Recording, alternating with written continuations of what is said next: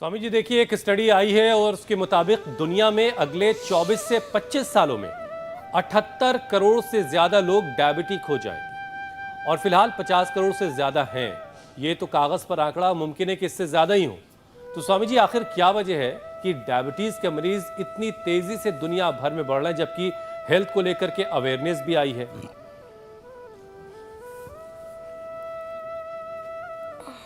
देखो, उत्तेजक आहार डायबिटीज है क्या? पेनक्रियाज की उत्तेजना बढ़ जाती है। उसका जो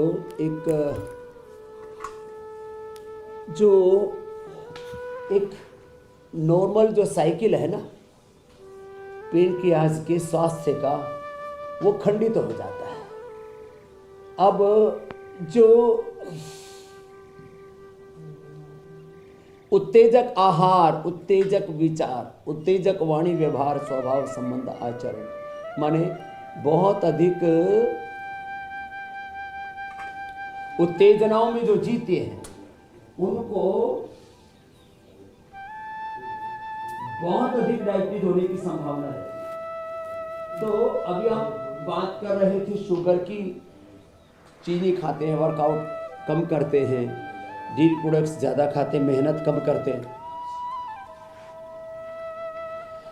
तो ये जो बड़ा कारण है ना उत्तेजक आहार, बहुत ज़्यादा वासनात्मक वातावरण हर चीज़ के अंदर। मैं पिछले दिनों अमेरिका गया तो वहाँ कैपिटल मार्केट के लोगों ने कहा जी हमारा सबसे ज़्यादा ध्यान इस पर है शुगर और सोल्ट की मात्रा कैसे कम की। जितना ही जंक फूड, जितना ही fast food, soft drink, cold drinks, फिर अनहेल्दी फूड, ओवर ईटिंग, बहुत ज़्यादा हैवी, बहुत देर से पचने वाला खाना खाते, मीट बहुत ज़्यादा खाते हैं लोग। ये सब का असर होता है हमारे पेनक्रियाज पर।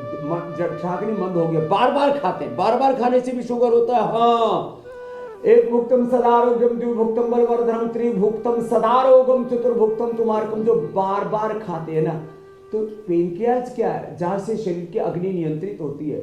इंटरमिटेंट उपवास करना शुरू कर दे, आपकी 50% डायबिटीज खत्म हो जाएगी।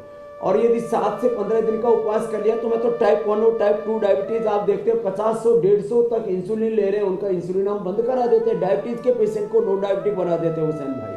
तो ये जो सबसे बड़ा कारण है, ये बार बार खाते हैं और अनहेल्दी फूड खाते हैं, वात पित्त कफ, अपनी प्रकृति का ध्यान नहीं रखते।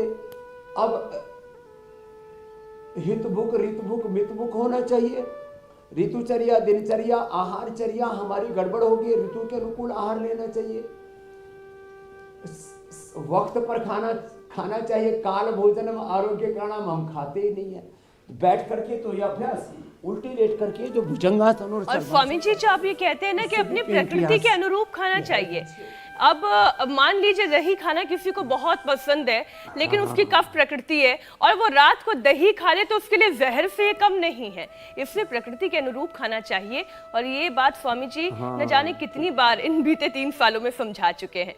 स्वामी जी, हालांकि टाइप 2 डायबिटीज ज्यादा कॉमन है, लेकिन अब टाइप 1 डायबिटीज के केसेस भी तेजी से बढ़ रहे हैं और हमारे देश में तो दुनिया के मुकाबले टाइप 1 डायबिटिक सबसे ज्यादा है। स्वामी जी, टाइप 1 डायबिटीज से कैसे बचा जा सकता है? इन आसनों के साथ साथ और खान पान में क्या बदलाव करने की जरूरत है? तो देखो, पवन मुक्तासन आज हम लंबा करेंगे। डायबिटीज पर हम मुख्य रूप से केंद्रित रखेंगे आज के कार्यक्रम को। हम फोकस्ड रहेंगे डायबिटीज और डायबिटीज की कॉम्प्लिकेशंस पर। टाइप 1 डायबिटीज क्या है? पेनक्रियाज कि बीटा सेल्स थोड़े डीजनरेट हुए तो टाइप 1। अब 80-90% पेनक्रियाज के सेल्स डीजनरेट हो गए तो टाइप 1 डायबिटीज। टाइप 2 डायबिटीज में थोड़े कम पेनक्रियाज के सेल्स डीजनरेट हुए, टाइप 1 में ज़्यादा हो गए। टाइप 3 है कि कॉम्प्लिकेशन ज़्यादा बढ़ गया। आप उसको टाइप 3 बोलो, 4 बोलो, 5 बोलो, असली बात है पेनक्रियाज के सेल्स डीजनरेट हो रहे। और हमारे जो बॉडी के 37 ट्रिलियन सेल्स हैं, उनके सेल्स के ऊपर रिसेप्टर्स लगे हो, वो रिसेप्टर्स ये काम करते हैं कि उनके पास से जब शुगर गुजरता है तो वो सेल का मुंह खोल देते हैं और सेल के अंदर ग्लूकोज और ऑक्सीजन एंटर करके माइटोकॉन्ड्रिया में एनर्जी बन जाती है और वहाँ से फिर जो ग्लूकोज जब बर्न होता है तो जो कार्बन डाइऑक्साइड निकलती है वो प्रश्वास से हमारे शरीर से बाहर निकल जाती है। ये नेचुरल प्रोसेस है शरीर का।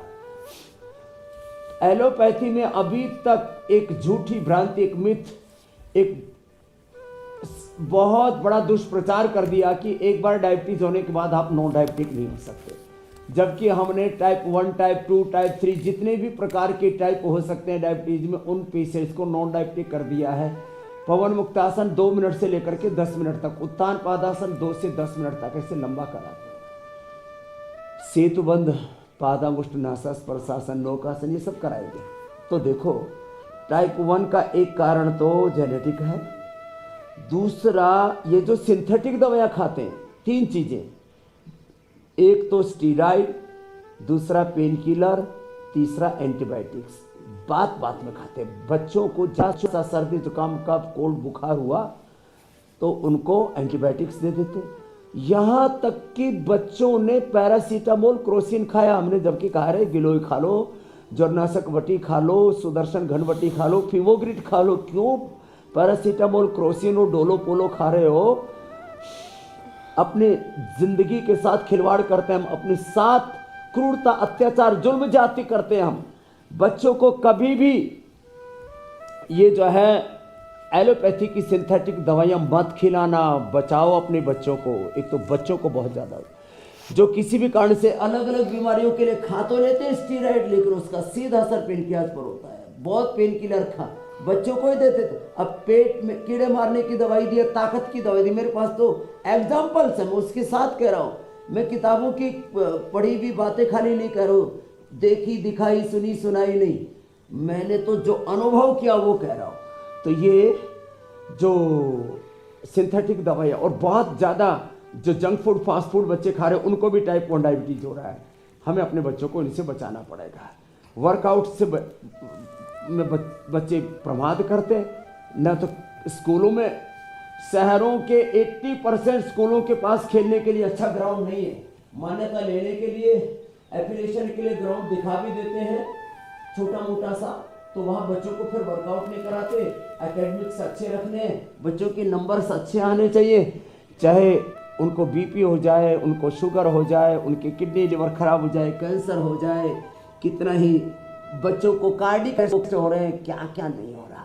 तो ये सबको बचाने के लिए अपने को योग तो अपनाना ही पड़ेगा। अब देखो पवन मुक्तासन, उत्तान पादासन, नौकासन के बाद ये तो सर्वांगासन कराते हैं ना, इसका और हलासन का सीधा असर पड़ता है पेनक्रियाज। और डायबिटीज़ का असर दिमाग पर, आँखों पर, कानों पर ना हो तो फिर सर्वांगासन के बाद शीर्षासन भी कराएंगे। तो आज पूरा पैकेज मैंने शिद्दत से, धीरज के साथ बता दिया है। और स्वामी जी आज शुगर का खात्मा भी करवाएंगे।